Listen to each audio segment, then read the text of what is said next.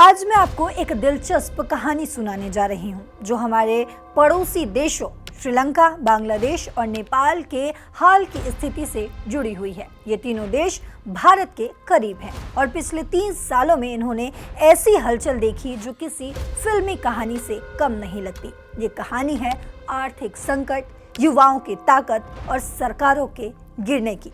चलिए शुरू करते हैं ये कहानी श्रीलंका से, फिर बांग्लादेश पहुंचेंगे और आखिर में नेपाल की आज की ताजा घटनाओं पर आकर रुकेंगे। कल्पना कीजिए, साल 2022 का श्रीलंका एक समय था जब ये द्वीप देश हरे भरे चाय के बागानों और समुद्र तटों के लिए मशहूर था। लेकिन अचानक सब कुछ उलट पुलट हो गया।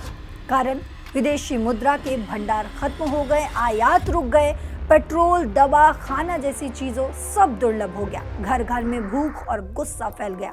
लोग सड़कों पर उतर आए। इसे अरगलाया आंदोलन कहा गया। हजारों लोग कोलंबो की सड़कों पर डेरा डाले बैठे, सरकारी दफ्तरों पर हमला बोला और आखिरकार राष्ट्रपति भवन में घुस गए। राष्ट्रपति गोटाबाया राजपक्षे का परिवार सालों से सत्ता पर काबिज था, लेकिन अब जनता का गुस्सा भर चुका था। जुलाई 2022 में राजपक्षे भाग गए, इस्तीफा दे दिया। उसके बाद IMF से कर्ज की बातें शुरू हुई, लेकिन देश का घाव गहरा था।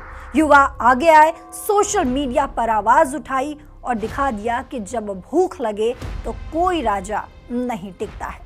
श्रीलंका की इस स्थिति से साफ हो गया कि आर्थिक संकट सड़क पर आकर राज बदल देता है। चलिए अब चलते हैं बांग्लादेश की तरफ। साल 2024 महीना जुलाई का। बांग्लादेश में शेख हसीना की सरकार सालों से चली आ रही थी, लेकिन एक छोटी सी चिंगारी ने आग लगा दी। सरकारी नौकरियों में आरक्षण का मुद्दा उठा। छात्रों को लगा कि ये अन्याय हो रहा है। छात्र सड़कों पर आ गए। ढाका और दूसरे शहरों में मार्च निकाले गए। मजदूर, विपक्षी दल सब जुड़ गए। सरकार पर दमन का आरोप लगा। सुरक्षा बलों से झड़पें हुई, दर्जनों लोग मारे गए, देश ठप हो गया। अगस्त के शुरुआत में शेख हसीना भागी, भारत में शरण ली।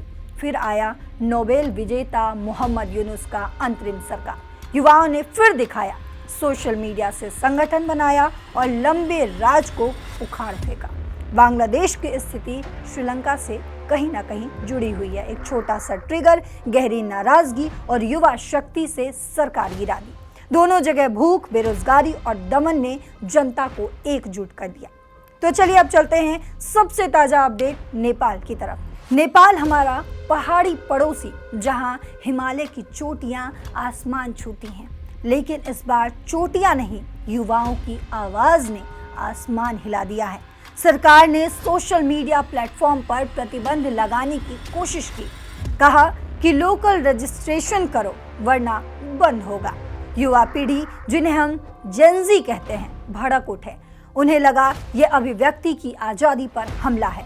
कुछ ही दिनों में काठमांडू और बड़े शहरों में सड़कें भर गई। शुरू में डिजिटल अधिकारों का मुद्दा उठा, लेकिन जल्दी ही भ्रष्टाचार, बेरोजगारी और खराब शासन की शिकायतें जुड़ गई इसमें।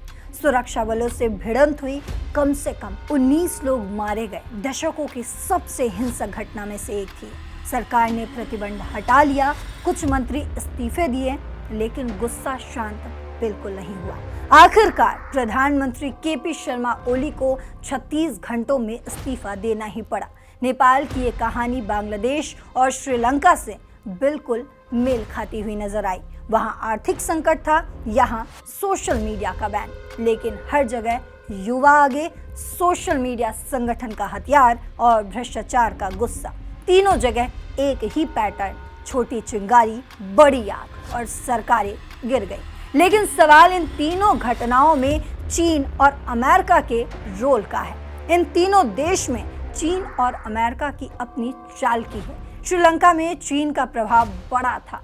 राजपक्षे सरकार को चीन ने बेल्ट एंड रोड इनिशिएटिव यानी BRI के तहत भारी कर्ज दिए, जैसे हम्बनटोटा पोर्ट के लिए। लेकिन जब 2022 में संकट आया तो चीन ने तुरंत मदद बिल्कुल नहीं की, जिससे श्रीलंका को भारत और IMF की ओर देखना ही पड़ा। भारत ने $4 बिलियन की मदद दी, जिससे उसका प्रभाव बढ़ा। अमेरिका ने भी श्रीलंका को आर्थिक स्थिरता के लिए तकनीकी मदद दी, लेकिन उसका रोल सीमित रह गया। बांग्लादेश में शेख हसीना ने भारत और चीन के बीच संतुलन बनाया। चीन ने पायरा पावर प्लांट और ढाका एलिवेटेड एक्सप्रेसवे जैसे प्रोजेक्ट्स में अरबों डॉलर लगाए, लेकिन हसीना के जाने के बाद मोहम्मद यूनुस की सरकार ने फिर से चीन से 2.1 बिलियन डॉलर की मदद ली। अमेरिका चाहता है कि बांग्लादेश में लोकतंत्र मजबूत हो ताकि चीन का प्रभाव कम हो जाए, लेकिन बांग्लादेश सभी बड़े देशों से अच्छे रिश्ते चाहता है। भारत के साथ तनाव बढ़ा क्योंकि हसीना को भारत ने शरण दे दी। नेपाल में तो चीन और भारत की रस्साकशी साफ दिखता है। नेपाल ने चीन के BRI से रेलवे और इंफ्रास्ट्रक्चर में मदद ली, लेकिन भारत के साथ भी रिश्ते बनाए रखे। 2022 में अमेरिका का MCC ग्रांट $500 मिलियन नेपाल में विवाद का कारण बना। चीन ने इसे अमेरिका की चीन को घेरने की रणनीति कहा।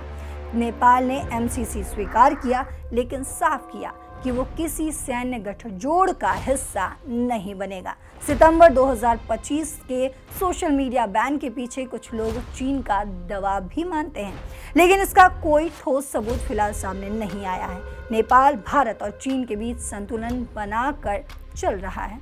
ये कहानियां बताती है कि एक छोटा सा कारण, चाहे आर्थिक संकट हो, नौकरी का मुद्दा हो या सोशल मीडिया बैन, बड़ी बगावत ला सकता है। युवा शक्ति और सोशल मीडिया इन देशों में बदलाव ला सकता है, लेकिन पीछे चीन और अमेरिका जैसे देश अपनी रणनीति चला रहे हैं। चीन BRI के जरिए प्रभाव बढ़ा रहा है, तो वहीं अमेरिका लोकतंत्र और आर्थिक मदद से अपनी जगह बना रहा है। भारत इन सब के बीच अपने पड़ोस को संभालने की कोशिश में लगा हुआ है। इन उथल पुथल से क्षेत्र में अस्थिरता, शरणार्थी और व्यापार पर असर भी पड़ रहा है, लेकिन ये भी साफ है, जब जनता जागती है तो कोई सत्ता नहीं टिकती, चाहे बड़े देश कितनी भी चाल क्यों ना चले। अब इस कहानी पर आपकी जो भी राय हो कमेंट सेक्शन में जरूर लिखते जाइएगा। फिलहाल इस खबर में इतना ही। देश और दुनिया की बाकी खबरों के लिए देखते रहिए दैनिक जागरण।